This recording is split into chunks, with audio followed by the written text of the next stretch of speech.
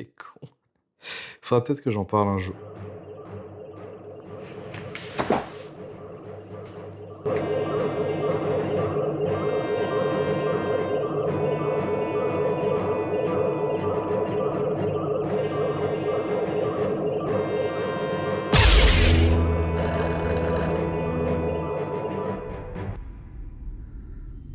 Qu'est-ce que je fous là? Salutations, humain.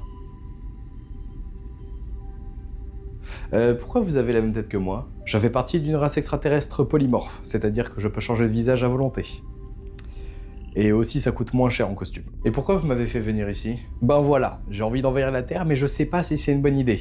Et c'est là que vous rentrez en jeu.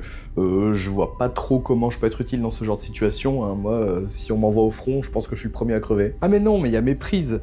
Vous voyez, comme c'est mon premier envahissement, je me suis procuré quelques guides pour m'aider, et j'ai notamment mis la main sur cette création terrienne. Ok. Sauf que petit problème, je sais pas lire le terrien moi. Et c'est pour ça que j'ai envie que vous me racontiez de quoi ça parle. Alors je veux bien, mais quand je fais ça, moi j'ai un certain cadre, hein, j'ai mes petites habitudes. Hein. Ah bah si ce n'est que ça, il n'y a aucun problème. Voilà. J'ai recréé votre espace habituel à l'intérieur du vaisseau. Vous pouvez y aller maintenant? J'y vais du coup, hein. C'est pas du tout sous la contrainte qu'aujourd'hui on va parler de No Longer Rangers. Le manga commence sur un jeune garçon qui se fait mettre en garde par deux recrues rangers qu'il est sur le point d'entrer sur un champ de bataille, et il lui donne un flyer pour l'inciter à rejoindre le grand escadron. Ah, les colporteurs comme ça, c'est tellement insupportable! À chaque fois ça te donne envie de... Bonjour! Est-ce que je pourrais vous prendre 5 minutes de votre temps, s'il vous plaît, pour parler de notre seigneur à tous, François Bayrou?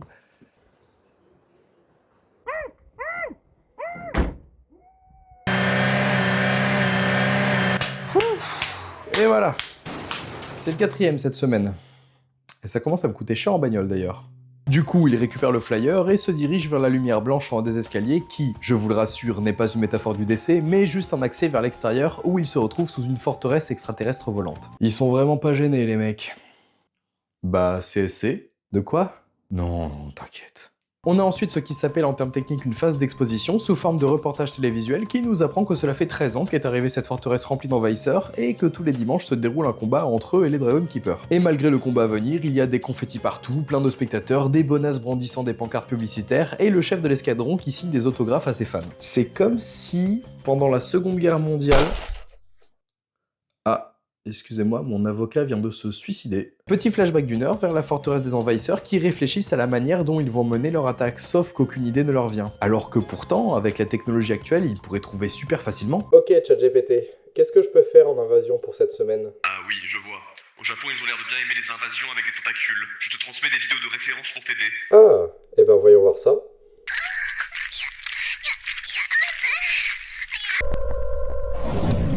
Dans un flashback dans le flashback, on apprend que tous les généraux des envahisseurs se sont fait exterminer par les Keepers lors de la première année du conflit, ce qui fait qu'il ne reste que des Dusters dans la forteresse.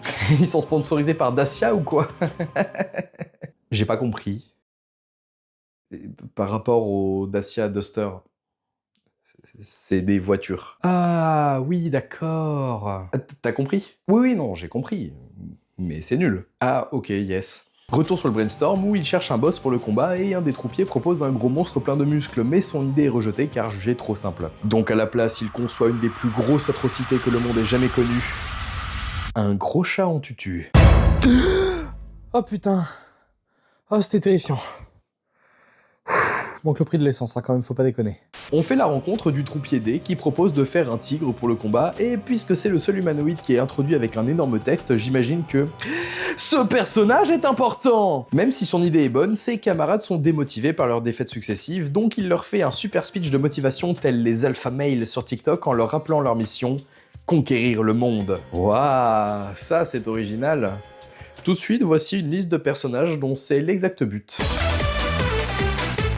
Les autres Dusters se foutent de sa gueule en lui rappelant la dure réalité. Depuis 12 ans, tous les combats du dimanche contre les Dragon Keepers sont truqués. Et comme l'alunissage d'Apollo 11.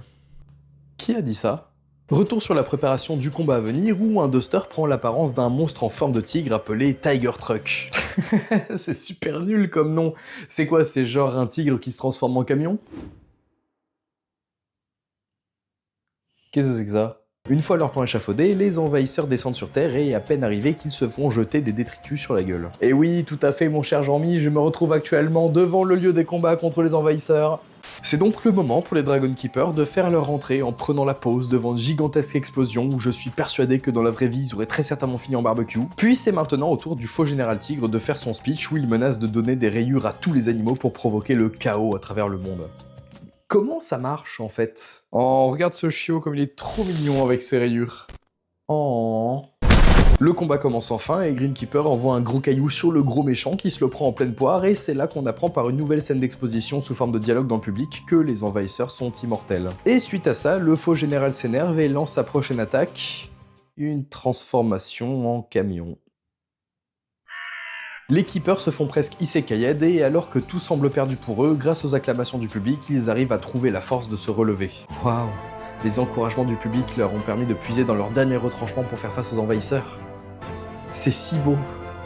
Les combats sont pas truqués. Chut, ta gueule. Ça s'appelle du storytelling. C'est maintenant l'heure du final, donc les Dusters se rassemblent et se bouffent un coup de canon laser, les anéantissant tous à l'exception du troupier D qui sort de la fumée et confronte les Rangers dans une double page magnifique. C'est donc seul qu'il part à l'assaut face au Dragon Keeper, mais hélas il ne fait pas le poids et se fait découper et exploser comme les autres. Tout cet aura farming pour ça. Alors que tous les autres troupiers sont retournés à la forteresse, D s'est matérialisé sur un toit et grande surprise, le garçon du début c'était lui.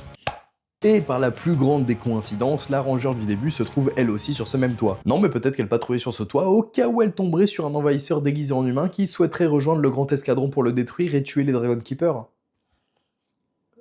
À tout hasard. Hein. Bon, du coup, vu qu'il veut rejoindre le grand escadron, il faut qu'il passe l'examen d'entrée et c'est pour ça qu'il se retrouve à faire une épreuve qui le forcera à puiser dans ses derniers retranchements pour parvenir à le surmonter. Un 3 x 500. Sérieusement, il y a plein d'épreuves beaucoup plus dures qu'ils auraient pu choisir. Genre, je sais pas moi, un 4 x 500. Après cela, D tombe sur les Rangers qui lui avaient filé le flyer, et alors que Hibiki le félicite déjà pour son entrée dans l'escadron, Suzukiri lui rappelle que c'est pas impossible qu'il ait raté l'examen. On devrait tous avoir quelqu'un comme ça dans notre entourage pour nous rappeler que peu importe nos efforts, on peut quand même échouer lamentablement comme une merde. Il l'invite à manger avec eux et lui explique plus en détail le rôle des Rangers quand D sous-entend que les affrontements contre les envahisseurs sont truqués. Question conne, mais quand t'infiltres le territoire ennemi, t'es pas censé genre être discret? Heureusement, il pense qu'il fait allusion à une vidéo complotiste, donc ils n'y font pas trop attention. Mais c'est qui ces mecs qui passent leur journée à faire des vidéos complotistes? Bonjour, je m'appelle Thierry Oscaricien et j'ai fait une découverte qui va vous terrifier.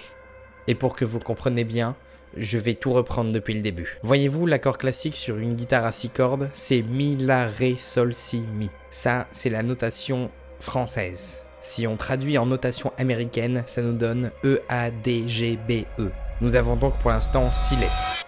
Mais on peut en trouver d'autres. Car en effet, la plupart des guitares sont faites pour les droitiers. Et en anglais, la droite est symbolisée par la lettre R. Pour right. De plus, sur le manche, on retrouve 10 cases avec un carré et 13 cases sans. Si on additionne les chiffres de ces nombres, ça nous donne 1 et 4, soit 14. Et je vous le donne dans le mille, la 14e lettre de l'alphabet, c'est le N. Du coup, à partir de toutes ces lettres, si on les remet dans l'ordre, ça nous donne danger, B-E. Pour l'instant, ça ne vous dit peut-être rien, mais la suite va vous surprendre. BE, ça correspond à la notation chimique du beryllium, qui est un métal que l'on retrouve notamment dans les structures d'avions. Et le modèle de cette guitare que l'on prend en référence depuis le début, c'est une Les Paul, en référence à un inventeur et musicien américain de renom. Et sur Wikipédia, on peut voir que Les Paul est né en 1915 et mort en 2009. Si on garde le seul chiffre qui se répète dans son année de naissance, on retrouve 11. Et si on retire les 3 premiers chiffres de son année de mort, on obtient 9. Vous ne voyez toujours pas où je veux en venir ? Pourtant c'est très simple. Le 9, ça correspond au mois de septembre. 11 septembre. Danger. BE. Beryllium, en référence aux avions. Et c'est donc grâce à ça qu'on peut prouver que la marque Gibson, qui a été la première à commercialiser des guitares de type Les Paul, était au courant des attentats du 11 septembre 2001, dès la commercialisation de la première Les Paul en 1952. Ça fait vraiment froid dans le dos. C'était Thierry Oscaricien, et je vous retrouve bientôt pour une nouvelle vidéo découverte, si la CIA ne m'a pas arrêté avant. Et surtout, n'oubliez pas, restez éveillés. Une fois le repas fini, Suzukiri annonce qu'elle doit passer à la garnison Red pour apporter un message à Red Keeper et invite son collègue à la suivre, sauf qu'il a d'autres choses à faire, donc D saisit cette opportunité et se transforme en Hibiki pour l'accompagner à sa place armé d'un couteau. Ouais, il veut attaquer un Dragon Keeper avec un petit couteau. C'est comme vouloir percer une forteresse avec un putain de cure-dent. Une fois à la garnison, il tombe sur une multitude de rangers rouges, et vu qu'il n'a jamais vu Red Keeper sans son masque, Day n'a aucune idée duquel est le vrai, quand un type qui semble avoir de gros problèmes d'insomnie se présente comme tel. C'est qui, tel? Je peux continuer ou... Pardon. Day s'apprête à dégainer son couteau quand une intervention de Suzukiri lui fait comprendre que ce n'est pas le vrai Red Keeper, et après un échange où il a deux doigts de se faire griller, il lui donne la lettre et ils partent. Alors qu'ils sont sur le point de prendre un ascenseur ayant au moins 3 putains de siècles de retard, ils croisent une affiche sur laquelle on voit Red Keeper à visage découvert, et énorme coïncidence, vous devinerez jamais qu'ils croisent au détour d'un couloir Red Keeper. Malheureusement, il n'a même pas le temps de l'attaquer qu'il se fait entraîner dehors par Suzukiri, et alors qu'il boude dans son coin, elle lui demande son couteau, et après lui avoir donné, Day se prend une Louis croisé bâton. Mais comment a-t-elle fait pour le cramer? Son imposture était pourtant parfaite. Enfin, sauf quand il la mange avec eux. Ou quand il savait pas où se trouvait la garnison raide. Ou quand il savait pas comment Hibiki s'adressait au Ranger rouge. Ou aussi quand s'ensuit alors plusieurs décapitations, puis Suzukiri lui propose une alliance pour détruire le grand escadron. Et évidemment, sur toutes les personnes potentielles, fallait qu'il tombe sur une agitée du bocal. Oui, j'utilise des expressions qu'on n'emploie plus depuis 1962, et alors? Plus tard, dans un café, Day se fait menacer au couteau devant la serveuse qui ne capte rien, et en même temps, peut-être que ce serait plus facile si cette connasse ouvrait les yeux, en fait. Après s'être fait trancher la tête une nouvelle fois, Day demande à Suzukiri pourquoi elle souhaite détruire le grand escadron, ce à quoi elle répond qu'elle en a marre de voir les mêmes gagner chaque semaine, et que dans les séries, elle a une préférence pour les rivaux plutôt que pour les personnages principaux. Ah, je comprends. Perso, ce que je préfère dans les séries, c'est quand c'est bien rythmé. Il faut avoir le sens du timing, quoi. Et pas s'éterniser sur une séquence trop longue. Surtout quand elle mène nulle part. Parce qu'après, le problème, c'est que tu perds tout le dynamisme du... Suzukiri lui dit que pour détruire le grand escadron, il faut s'emparer des objets sacrés des Dragon Keepers, quand tout d'un coup, le vrai Hibiki débarque pour avertir de la présence d'un envahisseur sur Terre et Day le suit. Alors qu'ils sont en route, Hibiki crame l'imposture de Day, comme quoi, pour un suppôt du mal, ce mec est vraiment nul à chier, et il lui demande de renoncer à ses rébellions, ce à quoi il lui apprend que les affrontements du dimanche sont truqués. Profondément choqué par cette révélation, non, Hibiki lui donne son papier d'admission au grand escadron pour qu'ils puissent ensemble changer le système pour vivre en paix avec les humanoïdes. Du coup, les choix qui s'offrent à lui, c'est soit détruire le grand escadron avec une tarée, soit le réformer avec un fou. Eh ben, je suis bien parti, moi. Une fois sur les lieux de l'invasion, on retrouve un troupier seul qui fait face à l'unité raid où il se fait démonter en 1v6. On dirait une agression dans le métro, sérieux. Et c'est alors qu'arrive Red Keeper, armé de son objet sacré. Bon, moi aussi je te sortirai un objet sacré, hein. Hop là. Ah, mais c'est donc ça que vous appelez Tub. En vrai, les objets sacrés sont les armes développées par l'escadron dont se sont servis les Keepers pour tuer les généraux des envahisseurs il y a 12 ans. Et évidemment, on n'a aucune explication de comment ça marche, donc j'imagine qu'on va juste se contenter d'un ta gueule c'est magique. Red Keeper lance une invocation divine sous forme d'une multitude de dragons et lance sa technique spéciale, le Yamata no Orochi. Yamata no Orochi? C'est une ref à JDG. Il y a une ref à JDG dans No Longer Rangers? Qui est-ce donc que ce JDG? Tu vois, Dieu? Au-dessus. Et après la mort du troupier, Day s'en va et prend la rafale de vent de 15h47 pour trouver Suzukiri et commencer l'alliance avec elle. Quelques jours plus tard, c'est dimanche, donc c'est l'heure de l'invasion hebdomadaire, et comme pour tous les faux affrontements, les Keepers laissent leurs objets sacrés dans leur QG. Ce qui est un peu con parce que le moment où ils ont le plus besoin de leur arme, bah c'est quand ils affrontent les envahisseurs en fait. Loin de la zone d'affrontement, on retrouve Suzukiri avec Day qui essaye de se transformer en Red Keeper pour infiltrer sa garnison et voler son objet sacré, mais vu qu'il est trop lent, elle lui demande de se changer en chaise sur laquelle elle pourrait s'asseoir. Et pourquoi pas juste une pierre sur son chemin tant qu'on y est. Vous savez, on fait ce qu'on peut, hein, c'est dur d'être toujours à son plein potentiel. Une fois dans le QG, Day se fait guider à distance par Suzukiri jusqu'à la pièce où est rangé l'objet sacré, et il tombe sur l'autre cocarisé qui fait le guet, mais il le laisse passer. Il se sert de son doigt pour outrepasser la serrure et met la main sur ce qu'il venait chercher quand le panda rentre dans la pièce et lui cale un headshot à la Wartech Prime puisqu'il s'est rendu compte de l'entourloupe car Red Keeper n'avait pas la même odeur que d'habitude. C'est un chien ou quoi? Mais alors, ça voudrait dire... Oh. Il se fait tirer dessus à plusieurs reprises, et alors qu'il est sur le point de se faire achever, il dégaine une ceinture explosive et menace de tout faire péter. Ah bah c'est sûr qu'il faut se méfier des étrangers qui veulent nous voler et tout faire péter, hein. On parle bien d'extraterrestres là? De quoi?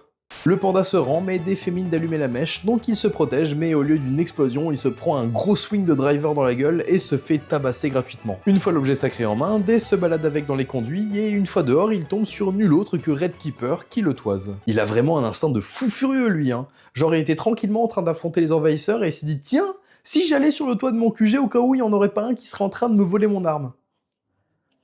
Par le plus grand des hasards, hein. Day lance une attaque, mais malheureusement il ne fait pas le poids et se fait envoyer valser vers une grosse infrastructure en forme de boule. Sérieux, à quoi ça sert ce truc? Oh rien. J'aime bien, c'est tout. Grâce à son bras coupé, il tente un tir de pétanque sur Red, mais ce dernier le renvoie avec une barre en métal. Il a piqué le contre-total de Meliodas. Mais le contre total ne marche pas sur les attaques physiques. Comment t'as fait ça? La magie du montage, mon ami. Après une attaque de Red, le bras de Day et l'objet sacré tombent du toit, mais après s'être jeté, il réussit à récupérer l'arme in extremis. C'est alors que débarque un hélicoptère venu filmer le combat, et puisqu'il vit littéralement pour les caméras, Red repasse en mode drama queen, et après un gros high kick, les autres keepers arrivent sur le champ de bataille. Ils discutent et... Oh. Je peux dire un truc? Ta gueule. Et ben voilà, et de toute façon on peut plus rien dire, hein, fan de pied. Les keepers discutent storytelling et Red propose aux troupiers de devenir leurs prisonniers, ce qu'ils refusent, donc Blue l'attaque avec son objet sacré et il se transforme en boule. On dirait moi après le repas de Noël. Day dit une phrase de héros, Red dit une phrase de méchant et les keepers prennent la pause devant l'explosion.